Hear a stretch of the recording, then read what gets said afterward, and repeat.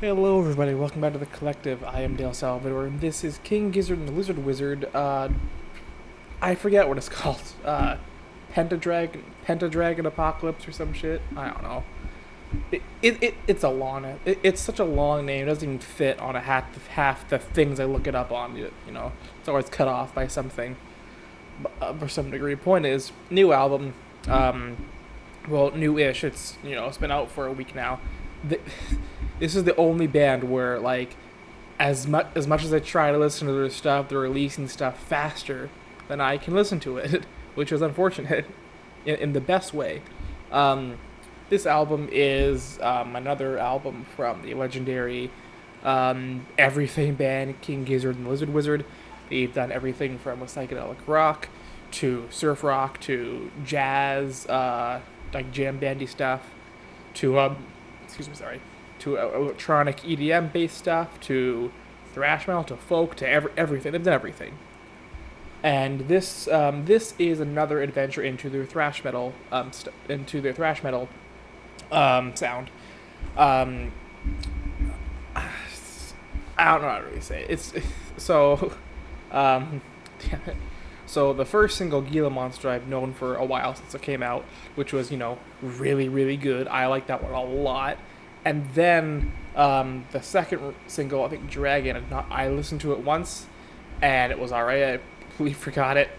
Um, and so I just had my first stream, which I reacted to this live. If you want to go watch that, feel free. I will say, um, it, it's kind of bloated. Um, there was a lot going on, and I have a lot of ADHD and stuff. It's really hard for me to sit down and listen to an album front to back. So I'm actually, out of all the album reactions I did do, I'm surprised this one was as easy as it was. Because I do think that, um, I'll start with the positives first. All the songs have very good moments in them. They have very nice transitions. They have nice compositions. The solos are great. There is not a lot of singing. It's all very growly singing or screaming. Very little of that. Or what's almost rapping, especially on Gila Monster. It has a very rappy flow to it in the second half. And I feel like at the first track, well, sorry, ADD again. As much as good as this album is, I feel like there's a lot of cool stuff built on subpar melodies. There are some parts that are really cool, like some melodies, but like as good as the production is, the lyrics, as good as the sound is, the playing, everything. It's all this stuff built upon subpar melodies. I feel like the first track opens up, and it's a decent opener, but I also feel like it could be better. Um, and that's the other thing. Like, it wouldn't be that bad if these songs weren't that long, but they're all pretty long. And maybe it was the fact that I was doing this live, maybe it was other things, but I don't, I don't think I would have been able to get through this entire thing if it was not done in that setting. If I was listening to it by myself, I would be very encouraged to skip tracks. The first track, Motorsport, again, I feel like as the song goes on, it does get better, but generally, it's just not great. It just really isn't. I'm sorry. Um, and that sadly goes for basically every song besides Gila. Gila Monster is by far the best song on here. I feel like one of the best songs King Gizzard has done at all. I am not. I don't know their entire discography. I'm not well versed on it. I know the discography. I haven't listened to it all. I know the whole band's history. I just don't know. I haven't listened to everything, but I'm trying. Um, I do think from what I've heard on Infest the Rats, and that's their first dive into thrash metal. At least for the songs that are there, the mixing is not as good as this. I feel like, but the songs are overall better. On this, the mixing is better, but the songs are not as good.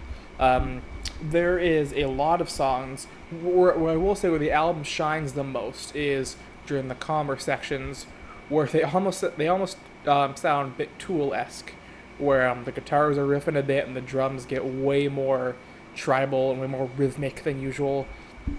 And I do know that I think his name is Eric Moore. I think the second drummer, he left the band a while ago to just focus on things behind the scenes more, like their personal label and stuff. And I feel like that was a good move because whether they thought this at the time or not, I do feel like with sections like this, not only would it be really impossible, or not probably, it would be pretty hard to have two drummers doing the exact same thing when it's that rhythmic and all over the place. But when you have two drummers, it tends to make things very loud and bombastic. That only works if you're playing very 1-2 simple patterns. When you're doing rhythmic stuff like this, I feel like only having one drummer helps it a lot.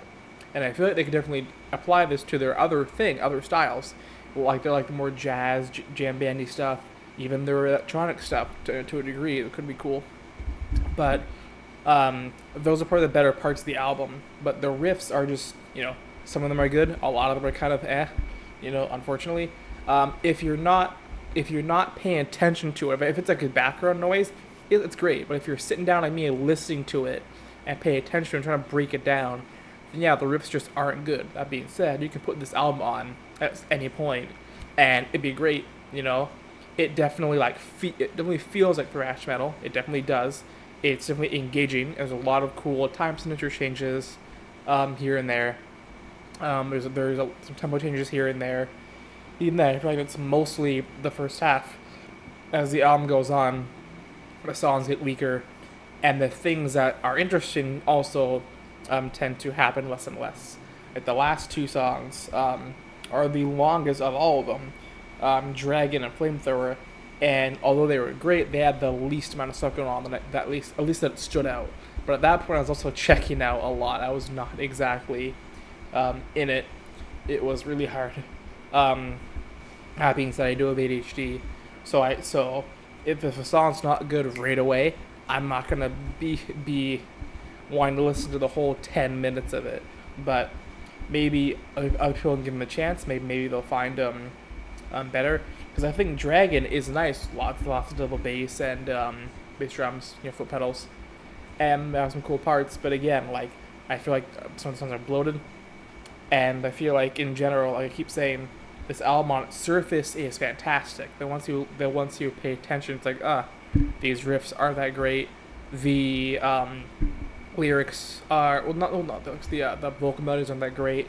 I will say, I don't know exactly. I don't want to make any jumps or claims, but but first off, this whole album is telling some kind of story, and I would not put it past them that this is part of their Gizzard trilogy. This is and it now being whatever word is for I forget, quintuplet or whatever, quartet. That's the one, not quintuplet.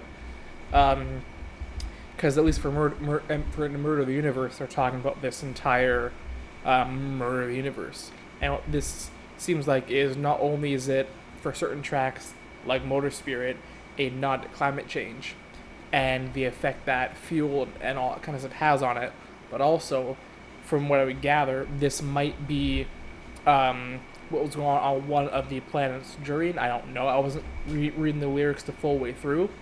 I read from Motor Spirit. I skimmed through Supercell. I skimmed through the end of Witchcraft, and I looked at all of Gila Monster, and I think a little bit of another one I forget. But either way, yeah, I feel like they're talking about things. Definitely, the storytelling is great.